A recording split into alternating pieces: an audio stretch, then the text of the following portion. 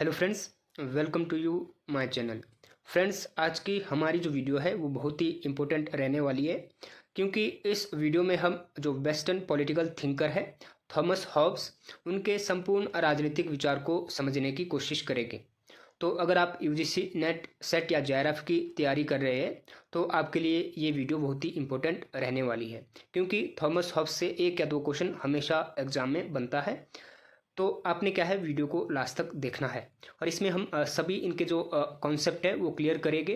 इनकी मेन जो बुक्स है या कहाँ से इनके बारे में क्वेश्चन ज़्यादा पूछे जाते हैं वो हम सब कवर करेंगे। तो चलिए जानते हैं थॉमस हॉब्स के बारे में।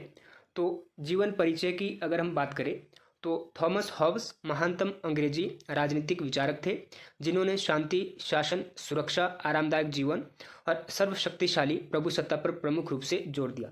तो इनका जो जन्म है वो इंग्लैंड में होता है, ठीक है, 5 अप्रैल 1588 को।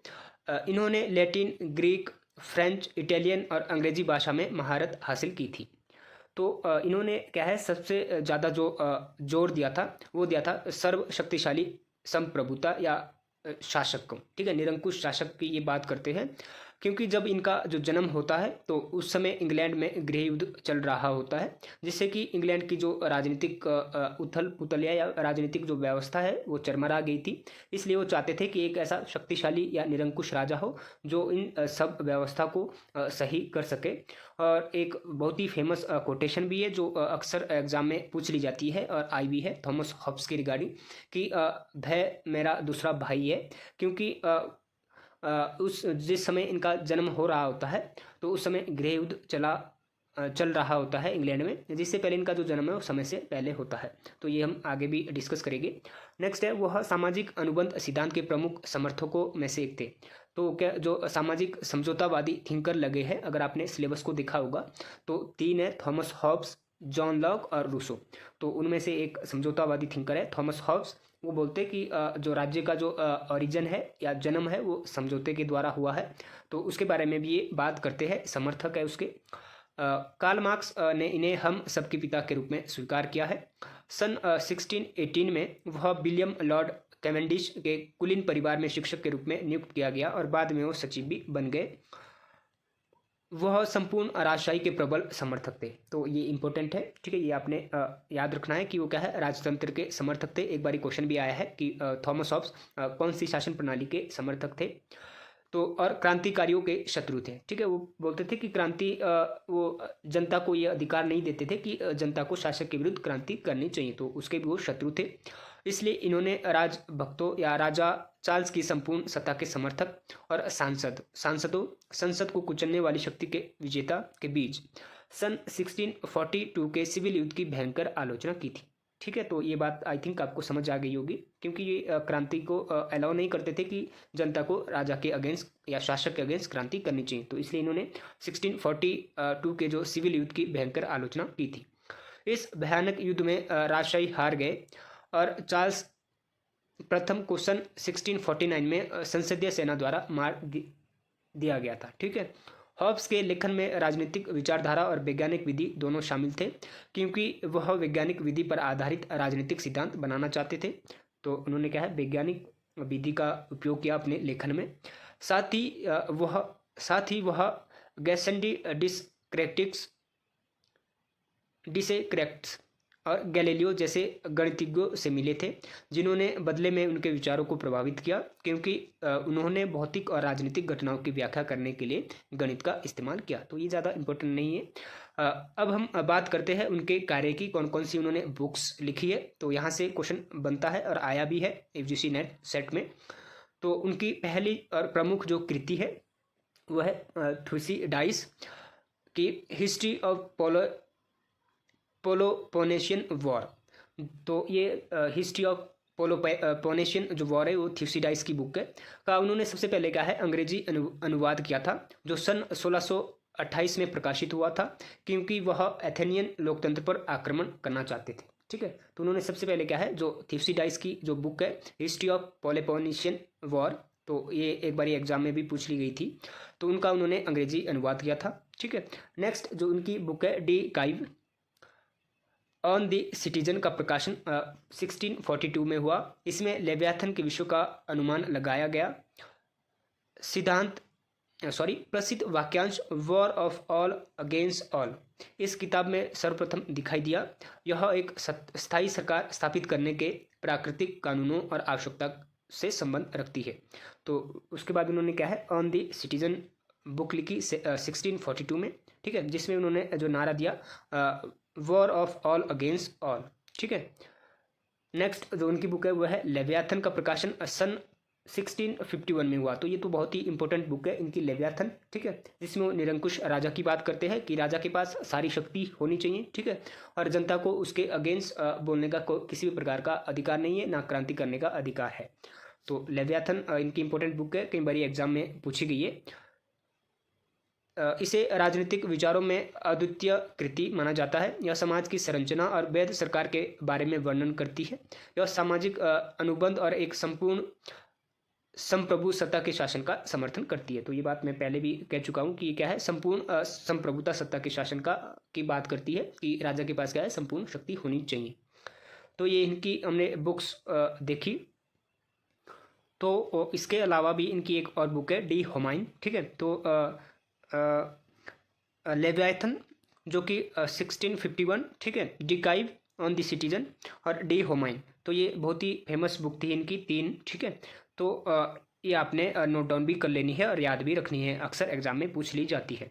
अब हम थॉमस हॉब्स के राजनीतिक विचार को समझेंगे, ठीक है। उनके जो समझौता जो वादी जो सिद्धांत है, समझौता का जो सिद्धांत है कि किस प्रकार राज्य का ओरिजिन होता है एक कॉन्टेक्ट के द्वारा, ये हम समझेंगे। मानव प्रकृति कैसे थी जब राज्य बनने से पहले, मानव का जो नेचर है वो कैसा था, तो ये हम सब कॉन्सेप्ट अब हम समझेंगे। तो मानव प्रकृति के बारे में वो बोलते हैं ह्यूमन नेचर के बारे में थॉमस हॉब्स, कि हॉब्स ने मानव को स्वार्थी, एकांती और अहंकारी स्वभाव और कार्यों में स्वहितकारी के रूप में देखा है। तो सबसे पहले तो आपने ये समझना है कि जिस समय की वो बात कर रहे हैं थॉमस हॉब्स, ये बात कर रहे हैं राज्य स्टेट के बनने से पहले, ठीक है, जब राज्य अस्तित्व में आया नहीं था, ठीक है, उससे पहले जो ह्यूमन नेचर कैसा था, ठीक है, मानव का जो स्वभाव है वो कैसा था, ठीक है, और कैसे वो सरवाइव करता था। तो इसके बारे में ये उन्होंने अपने विचार दिए हैं। तो आपने क्या है, ये कॉन्सेप्ट क्लियरिटी रखनी है कि ये क्या है, स्टेट के आने से पहले की बात कर रहे हैं कि उस समय मनुष्य का जो स्वभाव है कैसा था। तो वे बोलते हैं कि मनुष्य का जो स्वभाव है स्वार्थी था, ठीक है, एकांती था, अहंकारी था, और क्या है, स्वहित की वो बात करता था, ठीक है, वो स्वार्थ उसमें भरा हुआ था, अहंकार था, ठीक है। तो ये आपने याद रखना है। उन्होंने विचार दिया कि मानव अपनी इच्छाओं को पूरा करने, सुख उठाने और दर्द से बचने के लिए गतिमान द्रव है, और उनकी इच्छाओं के निरंतर पूरे होने को हॉब्स ने खुशी, फेलिसिटी कहा है। तो वे बोलते हैं कि वो क्या है, स्वार्थी था, और उसमें राज्य के ओरिजिन से पहले क्या है, वो अपनी इच्छाओं को पूरा करने के लिए कुछ भी कर सकता था, ठीक है। तो उसके ऊपर किसी भी प्रकार का जो अंकुश है वो नहीं था, ठीक है, किसी सत्ता का। तो वो क्या है, अपने स्वार्थ के लिए या अपने स्वहित के लिए कोई भी कार्य करता था, वो हिंसा भी करता था, ठीक है। उनके अनुसार मानवों में 2 प्रकार की गतिविधियां होती है, स्वैच्छिक गतिविधियां अथवा प्रयास, भूख किसी चीज़ के प्रति भागना, और अलगाव किसी चीज़ से दूर हटना। इसलिए मानव कुछ और नहीं बल्कि भूख और अलगाव का गट्ठर मात्र था, ठीक है। तो वो बोलते हैं कि 2 प्रकार की उनमें एक्टिविटी पाई जाती थी। एक तो स्वैच्छिक गतिविधि थी, ठीक है, जैसे भूख लगना, ठीक है, और उस अपनी इच्छाओं को पूर्ण करना, ठीक है। दूसरा था कि अलगाव, किसी चीज़ से दूर हटना। तो इन 2 चीज़ों का मिश्रण वो बोलते हैं कि ह्यूमन नेचर में था राज्य के आने से पहले। उन्होंने मानवों में तर्क क्षमता होने के कारण जानवरों से अलग रखा, लेकिन कोई भी व्यक्तिगत तर्क संपूर्ण सत्य नहीं होता है। इसलिए उन्होंने 2 पक्षों के बीच विवादों के निपटारे के लिए मध्यस्थ अथवा न्यायाधीश की जरूरत पर जोर दिया। तो बोलते हैं कि ह्यूमन उस समय राज्य के आने से पहले जो मानव था वो तर्कशील था, ठीक है, उसे तर्क का पता था, वो सही गलत जानता था, लेकिन कोई भी ऐसी संस्था नहीं थी कि जो उसे बता सके कि उसे करेक्ट कर सके, ठीक है। अलग अलग व्यक्ति की अलग अलग तर्क देते थे किसी भी विषय को लेकर, ठीक है। कोई व्यक्तिगत तर्क संपूर्ण सत्य नहीं होता था, ठीक है, जिसके कारण क्या है, वो बोलते हैं कि एक मध्यस्थ की जरूरत पड़ी, या आप कह सकते हैं कि एक न्यायाधीश की जरूरत होती है प्राकृतिक अवस्था में। उनके लिए सभी मानवों के लिए आत्मरक्षण सबसे प्रमुख और महत्वपूर्ण इच्छा थी, जिसके लिए वे शक्ति के निरंतर संघर्ष में रहते हैं। इसलिए हॉब्स के अनुसार जीवन निरंतर और अथक कामनाओं और शक्ति के पीछे भागना मात्र भर है। तो वो बोलते हैं कि जो प्राकृतिक अवस्था थी, ठीक है, उस समय क्या है, सबसे पहले जरूरत थी कि एक ऐसे न्यायाधीश की या ऐसी सत्ता की जो अगर कोई गलत कार्य कर रहा है उसको रोके, ठीक है। और क्योंकि वो उस समय क्या है, तर्कशील था, ठीक है, इसलिए क्या है, वो स्वार्थी भी था, तो उसको रोकने के लिए एक ऐसी सत्ता की या न्यायाधीश की जरूरत थी जो उन सबको रोक सके। तो इसलिए वो बोलता है कि और सबसे पहले क्या है, जो प्राकृतिक अवस्था में है, वो जो मानव का जो जीवन है वो सुरक्षित नहीं था, ठीक है। वो बोलते हैं कि आत्मरक्षा की जरूरत भी बहुत ज़्यादा थी, ठीक है, क्योंकि जो शक्तिशाली व्यक्ति था वो कमजोर व्यक्ति की का शोषण करता था या उसकी हत्या कर सकता था, और उसको रोकने के लिए कोई ऐसी सत्ता या शक्ति नहीं थी जो इन सब कार्य को रोक सके। तो बोलते हैं कि आत्मरक्षण जरूरी था, प्राकृतिक अवस्था में उसकी कोई व्यवस्था नहीं थी, इसलिए क्या है, समझौता होता है आगे, और समझौते के द्वारा क्या है, राज्य का निर्माण होता है। तो आपने एक तो ह्यूमन नेचर याद रखना है कि कैसा था, वो बोलता स्वार्थी था, ठीक है, अहंकारी था और कारी था। दूसरा वो बोलते थे कि प्राकृतिक अवस्था में क्या है, मनुष्य तर्कशील तो था, लेकिन कोई ऐसी संस्था नहीं थी कि जिसे वो उसे सही या गलत की पहचान कर सके। अलग अलग व्यक्ति का अपना अपना हित होता था, अपना अपना सत्य होता था, ठीक है। और तीसरी चीज क्या थी कि लोगों का जो जीवन है सुरक्षित नहीं था प्राकृतिक अवस्था में राज्य के बनने से पहले, इसलिए राज्य की आवश्यकता महसूस की गई लोगों द्वारा कि एक ऐसी संस्था होनी चाहिए जो हमारे जो आत्मरक्षण कर सके और जो हमारा शोषण हो रहा है, ठीक है, बलशाली व्यक्ति द्वारा उसको रोक सके। तो इसलिए वो राज्य की आवश्यकता की जरूरत महसूस करते हैं। तो ये थी थॉमस हॉब्स की प्राकृतिक अवस्था, ठीक है, या मानव की जो प्रकृति है, ठीक है, ह्यूमन नेचर के बारे में उनके कॉन्सेप्ट, ठीक है। तो आई थिंक आपको ये समझ आ गया होगा। अब हम प्राकृतिक राज्य की बात करेंगे कि किस प्रकार राज्य का ओरिजिन होता है। तो प्रकृति का राज्य मानवों के बीच होने वाले मेलजोल को दर्शाती है, ठीक है। जब कोई कानून, राज्य अथवा राजनीतिक शक्ति नहीं थी, ठीक है, तो प्राकृतिक अवस्था में क्या बताती है कि मानव के बीच किस प्रकार का मेल जोल था, ठीक है, मेल मिलाप था, जिस समय कोई भी कानून व्यवस्था नहीं थी। हॉब्स ने प्रकृति का राज्य को निरंतर संघर्ष था वहाँ, ठीक है, गतिरोध था, लगातार होने वाले युद्ध और संपूर्ण असुरक्षा के शब्दों में वर्णित किया है। तो ये बात आई थिंक आपको क्लियर हो गई होगी कि प्राकृतिक अवस्था कैसे थी, संघर्ष भरी थी, गतिरोध था, लगातार युद्ध होते थे, ठीक है, और संपूर्ण असुरक्षा थी वहाँ, ठीक है। वहाँ मनुष्य का जीवन बिल्कुल भी सुरक्षित नहीं था, क्योंकि मानव अपनी क्षमता के अनुसार जो भी ले सकने और जिस किसी को भी लूटने के लिए वे स्वतंत्र थे, ठीक है।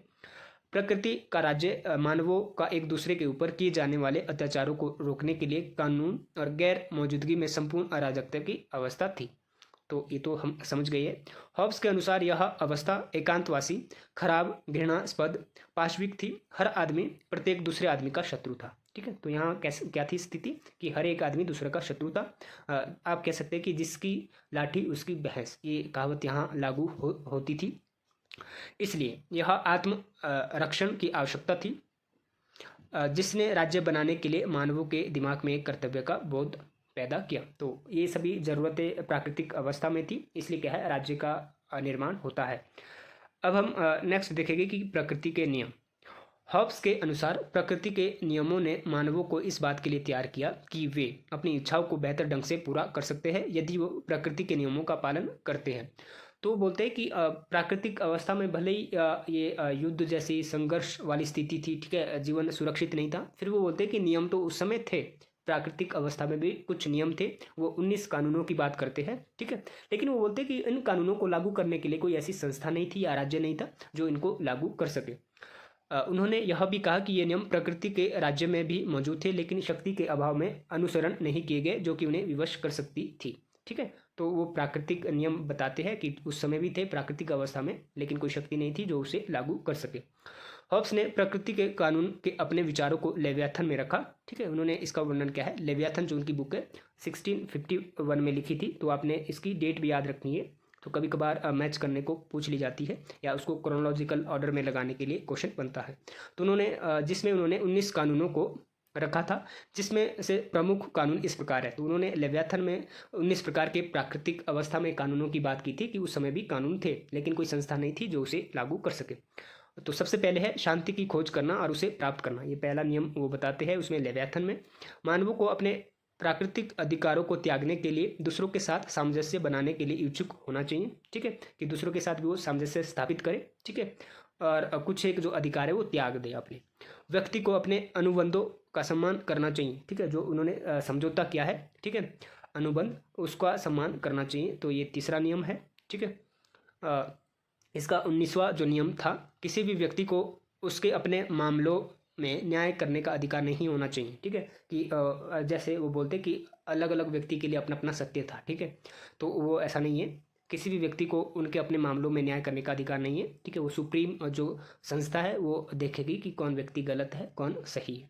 तो ये वो प्राकृतिक कानून की बात कर रहे हैं, ठीक है, थॉमस हॉब्स, प्रकृति के नियम, इस लेवियाथन में अपनी।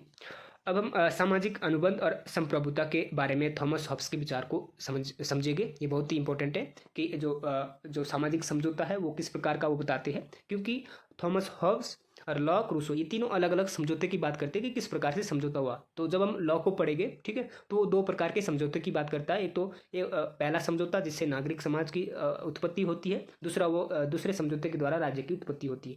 तो तीनों जो थिंकर है उनके जो सामाजिक समझौते के जो विचार है वो अलग अलग है। तो इसलिए इंपॉर्टेंट हो जाता है कि कौन सा जो थिंकर है सामाजिक समझौते के बारे में क्या विचार कह रहा है। तो यहीं से क्या है क्वेश्चन बनता है, और यहीं बच्चे कभी कभार क्या है कन्फ्यूज हो जाते हैं। तो आपने अच्छे से समझना है कि थॉमस हॉब्स का जो सामाजिक कॉन्टेक्ट है या वो कैसा था।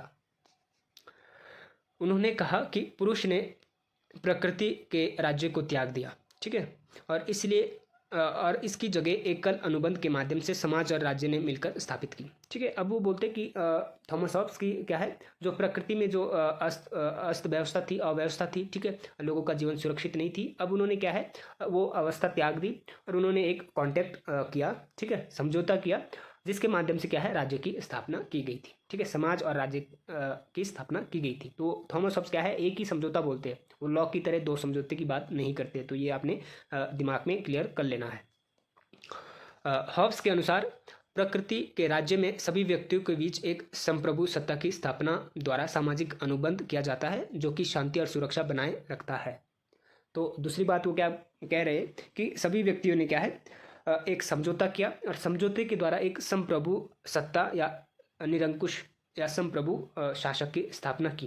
और एक चीज़ और याद रखना है, यहाँ से एक बार क्वेश्चन भी बना था कि जो सामाजिक समझौता हो रहा है, ठीक है, उसमें जो शासक है संप्रभु है वो शामिल नहीं है। एक बार क्वेश्चन बना था कि बताइए कि हॉब्स के जो सामाजिक समझौते में जो संप्रभु है वो शामिल है या नहीं, ठीक है। तो आपने आंसर करना है कि नहीं, सामाजिक समझौते में जो निरंकुश शासक है या जो संप्रभु है वो शामिल नहीं था हॉब्स के अकॉर्डिंग।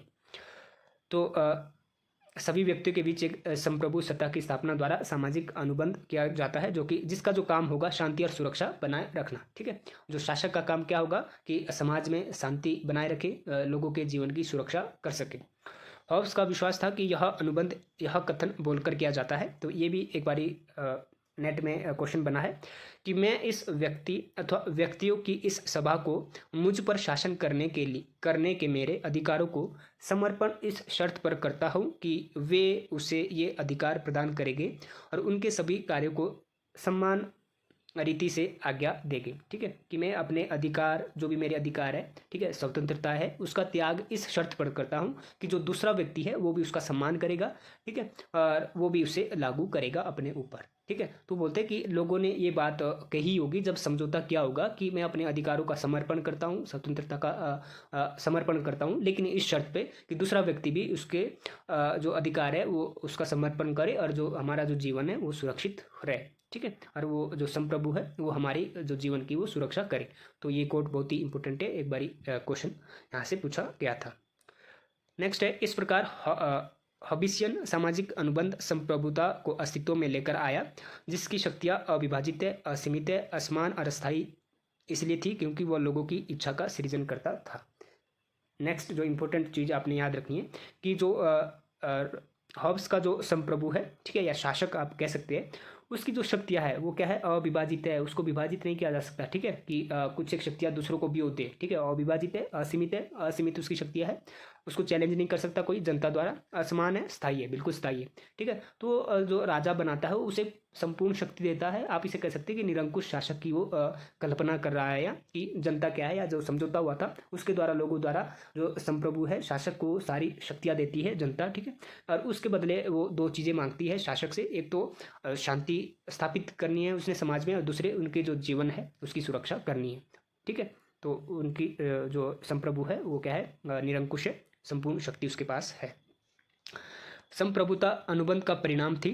ठीक है, तो जो संप्रभुता है, जो शासक है वो क्या है, अनुबंध। ठीक है, कॉन्ट्रैक्ट के द्वारा इसका निर्माण होता है, न कि अनुबंध में बाहर की कोई वस्तु थी। ठीक है, तो ये बात आपने क्लियर कर लेनी है। इसलिए समाज में सभी लोग संप्रभु के अधीन थे और उसका अधीन लोगों के प्रति कोई जवाबदेही नहीं थी। ठीक है, आप ऐसा नहीं कह सकते कि वो जवाबदेही है जनता के प्रति अगर वो अच्छा काम नहीं करता है या अपनी शक्ति का दुरुपयोग करता है तो। ठीक है, ऐसा ऑप्स बिल्कुल नहीं कह रहा। वो बोलता है कि सारी समझौते के द्वारा क्या है, जनता ने संपूर्ण शक्ति शासक को दे दी और उसको जवाबदेही नहीं बनाया, अकाउंटेबल नहीं बनाया जनता के प्रति। ठीक है, और उससे सिर्फ दो चीज़ें मांगी, एक तो वो शांति स्थापित करे, दूसरा वो उनके जीवन की रक्षा करे। मानवों के सभी प्राकृतिक अधिकारों को संप्रभुता के समक्ष समर्पित कर दिया और उसे वापस नहीं लिया जा सकता, और उसकी शक्ति वापस भी नहीं ली जा सकती जनता के द्वारा, अन्यथा लोग प्रकृति की सतह पर वापस प्रश्न उठाते हैं। ठीक है, तो ना तो वो वापस ले सकते हैं, ना ही वो जवाबदेही है। ठीक है, जनता के प्रति। हब्स ने लोगों के क्रांति अथवा विद्रोह करने के अधिकार को स्वीकार नहीं किया। ठीक है, ये बात तो हमने ऊपर ही क्लियर कर दी थी कि वो जनता को राजा के प्रति किसी भी प्रकार के विद्रोह की आज्ञा भी नहीं देता है। ठीक है, और इस तहत असीमित राजनीतिक जवाबदेही का समर्थन किया। ठीक है, तो ये आपने अच्छे से समझ लिया होगा। इसके अलावा उसने एकल अवधारणा को भी प्रतिपादित किया कि यदि सरकार को बाहर कर दिया जाता है और समाज अपने आप में टूट जाएगा और वापस प्रकृति की अवस्था में लौट आएगा, जो कि संपूर्ण अराजकता और असुरक्षा का मामला है। तो एक बार यहाँ से भी क्वेश्चन पूछा गया था कि वो बोलते कि यदि ऐसी सिचुएशन आ जाए कि जो शासक है वो हट जाए, ठीक है, या शासक या सरकार को गिरा दिया जाता है या बाहर होता है, तो उसके बाद की सिचुएशन क्या होगी। तो वो बोलता है कि जो सामाजिक समझौता है वो भंग हो जाएगा। ठीक है, और लोग पुनः क्या है, प्राकृतिक अवस्था में चले जाएंगे और पूर्ण अराजकता और असुरक्षा की स्थिति फिर से वापस आ जाएगी। ठीक है, यहाँ से एक बारी क्वेश्चन बना है, तो ये बहुत ही इंपॉर्टेंट ये पॉइंट है, तो ये भी आपने याद रखना है। दूसरी चीज़ में आगे भी मिल जाएगी हमारे को, ऐड करना चाहूँगा कि वो बोलता है कि जनता को, ऊपर हमने बात की थी कि वो किसी भी प्रकार की क्रांति की बात नहीं करता कि जनता क्या है, या अधिकार नहीं देता जनता को राजा के विरुद्ध क्रांति का। लेकिन वो एक स्थिति में बोलता है कि एक सिचुएशन में, कि यदि जो शासक है, जो संप्रभु है, यदि वो जनता की सुरक्षा नहीं कर पाता है, ठीक है, तो उस सिचुएशन में वो क्या है, जो शासक है वो जनता उसके अगेंस्ट क्रांति कर सकती है, सिर्फ एक सिचुएशन में। यदि वो उसके जीवन की सुरक्षा नहीं कर पाता, वो शासक जो निरंकुश शासक है, तो उस स्थिति में क्या है, जनता उसके अगेंस्ट क्रांति करेगी। ठीक है, और करने का अधिकार है उसे जनता को। तो यहाँ से भी एक बारी क्वेश्चन बना है, तो एक ही उसमें बोलता है उस सिचुएशन में कि अधिकार देता है थॉमस हॉब्स, अगर वो आत्म जो सुरक्षा वो नहीं कर पाता है, राजा लोगों के जीवन की सुरक्षा नहीं कर पाता, तो उस स्थिति में वो क्या है, जनता राजा के अगेंस्ट क्रांति कर सकती है। तो ये भी आपने याद रखना है। तो यहाँ हर एक जो पॉइंट है वो बहुत ही इंपॉर्टेंट है, क्योंकि नेट का जो लेवल होता है वहाँ बहुत ही हाई स्टैंडर्ड के क्वेश्चन आते हैं। ठीक है, तो आपने ऐसा नहीं है, थोड़ी वीडियो लंबी जा रही है, लेकिन इसका इंपॉर्टेंस भी है। अगर आपकी कॉन्सेप्ट क्लियरिटी है तभी आप वहाँ आंसर कर सकते हैं। अगर आपका कोई भी कॉन्सेप्ट मिस हो जाता है तो वहाँ आपको दिक्कत आएगी आंसर करने में। और क्वेश्चन क्या है, स्टैंडर्ड हाई होता है, क्योंकि ऑल इंडिया लेवल पे इसका एग्ज़ाम होता है, तो इतना ईजी भी नहीं होता है क्वेश्चन। तो आपने क्या है, हर एक जो कॉन्सेप्ट है वो क्लियर करना है कि किस स्थिति में वो आज्ञा दे रहा है जनता को, ठीक है, शासक के विरुद्ध क्रांति की, और किस स्थिति में नहीं। तो ये हमने हब्स का जो समझौता है वो पढ़ा। ठीक है, कि वो बोलता है कि जो समझौते में एक तो संप्रभु शामिल नहीं था, शासक शामिल नहीं था, और जनता द्वारा क्या है, सभी शक्तियाँ शासक को दी जाती है, और शासक के विरुद्ध किसी भी प्रकार की क्रांति की आज्ञा नहीं देता है। ठीक है, और उसका जो शासक है वो निरंकुश है, उसके पास असीमित शक्ति है, और जो शक्ति है वो उससे छीनी भी नहीं जा सकती, और वो अकाउंटेबल भी नहीं है जनता के प्रति। ठीक है, तो ये सब बातें आपने अच्छे से याद कर समझ लेनी है, अच्छे से अपना कॉन्सेप्ट क्लियर कर लेना है।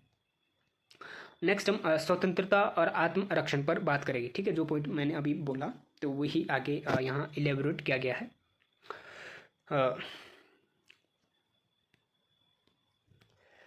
थॉमस हॉब्स ने स्वतंत्रता को गति में बाहरी रुकावटों और गैर मौजूदगी के रूप में परिभाषित कर इसकी आधुनिक व्याख्या प्रदान की। उन्होंने कहा कि व्यक्ति को हर कार्य करने की आज़ादी है, बशर्त है कि वे जिन्हें संप्रभु सत्ता द्वारा किया जाना निषेध घोषित किया गया है। इसलिए स्वतंत्रता वह है जिसकी कानून अनुमति देता है और वह जिस पर कानून में कुछ कहा नहीं गया है। तो ये बात आपने क्लियर कर लेनी है कि स्वतंत्रता के संबंध में वो कह रहा है कि लोगों को वही स्वतंत्रता दी गई है जो राजा के द्वारा कही गई है। ठीक है, अगर राजा के विरुद्ध राजा के द्वारा किसी कार्य को ना करने की बात कही गई है तो जनता को वो फॉलो करनी पड़ेगी। ठीक है, वो शासक के अगेंस्ट नहीं जा सकते। ठीक है, ये बात पहले भी हम क्लियर कर चुके हैं। सिर्फ एक मामले में अगर उसके जीवन की सुरक्षा नहीं होती है तो यही बात यहाँ कह रहा है कि जो स्वतंत्रता है वो क्या है, जो राजा द्वारा जो कानून बनाए गए हैं उसी में वो बोलता है कि जनता की स्वतंत्रता निहित है। तो ये कहने का मतलब था यहाँ। इसलिए व्यक्तियों की स्वतंत्रता में अपनी संपत्ति को खरीदना और बेचना, व्यापार करना, भोजन करना, बच्चे पैदा करना, निजी विश्वासों और बोध का अधिकार इत्यादि शामिल है। ठीक है, तो ये निजी जो स्वतंत्रता है ये दी गई है।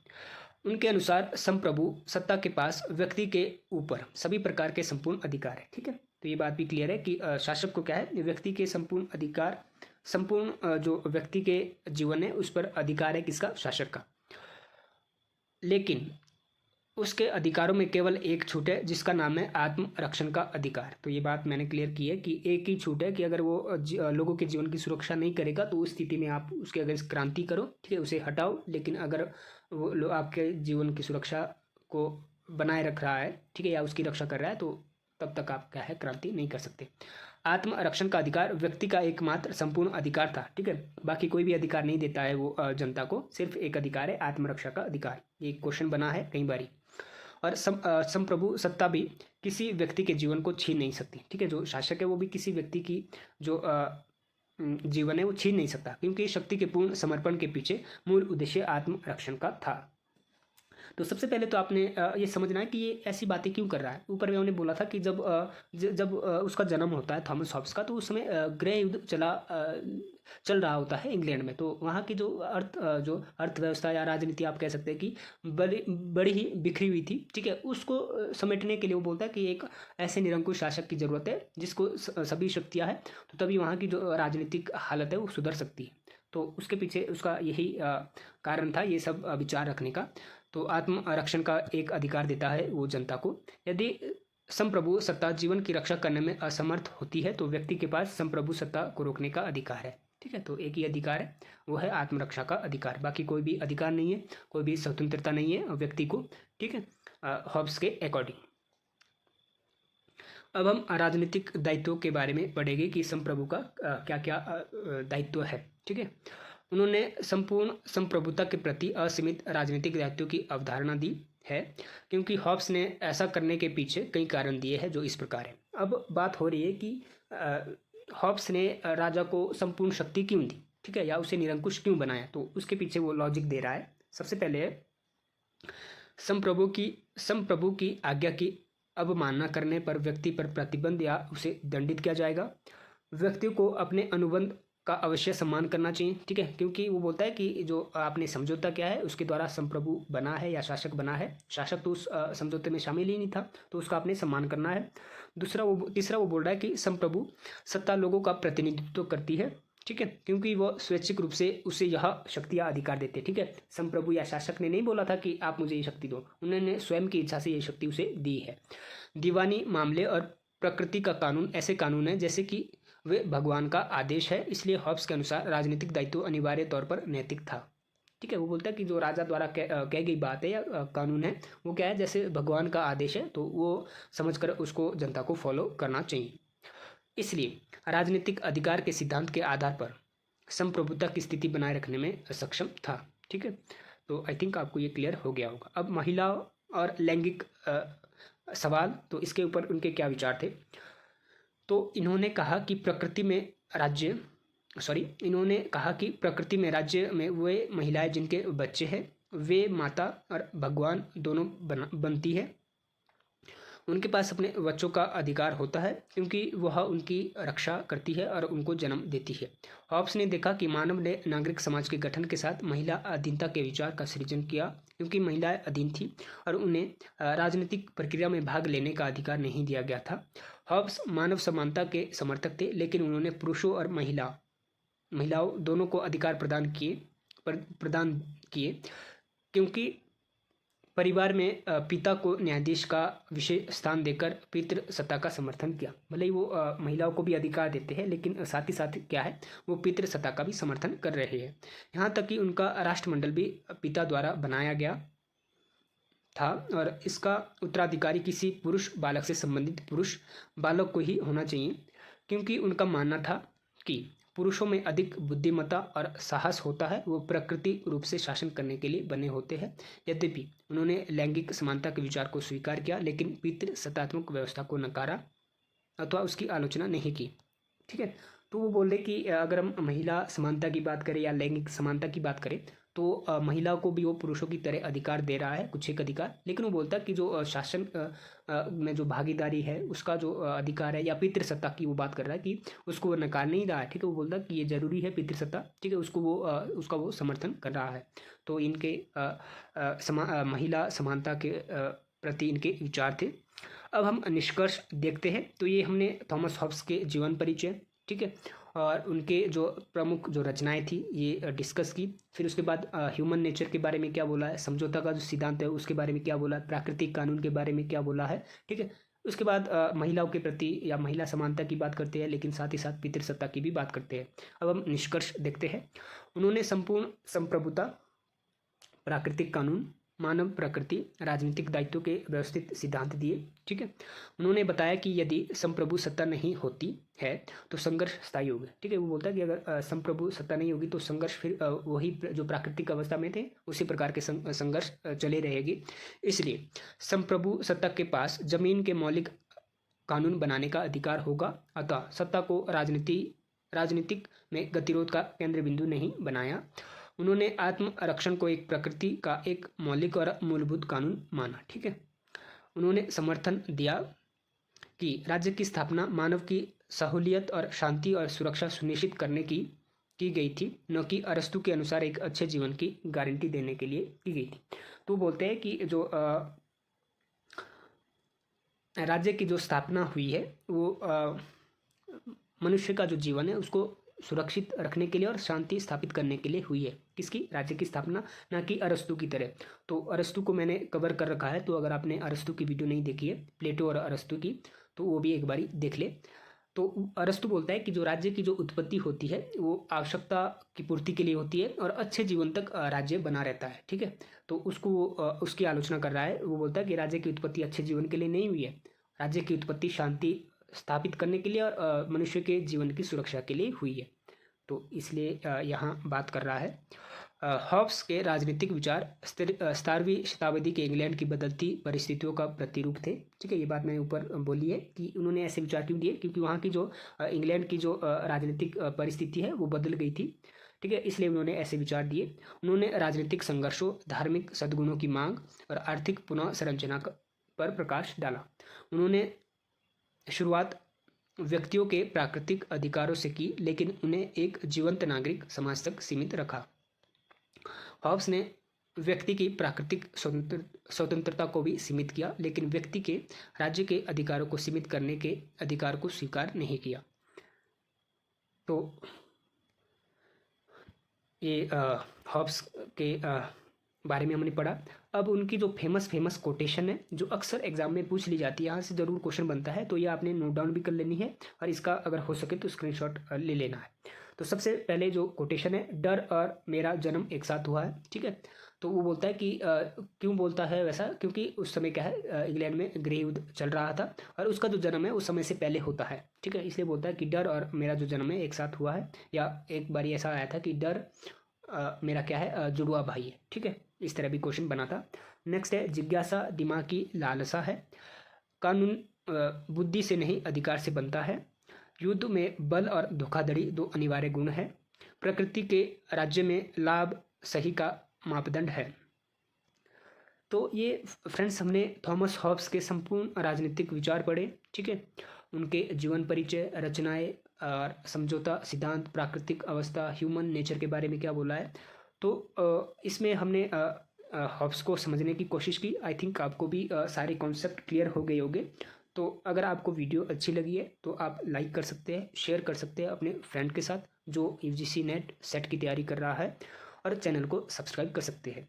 और अगर आप अपने प्रीवियस ईयर क्वेश्चन पेपर देखने हैं यूजीसी नेट के सेट के, तो उसकी वीडियो भी मैंने ऑलरेडी बना रखी है, अपलोड कर रखी है। तो आप मेरे चैनल की प्लेलिस्ट में जा सकते हैं और वहाँ से वो सारी वीडियो देख सकते हैं प्रीवियस ईयर क्वेश्चन पेपर की, जो कि आपके एग्ज़ाम में बहुत ही हेल्प करेगा। तो thank you, thanks for watching.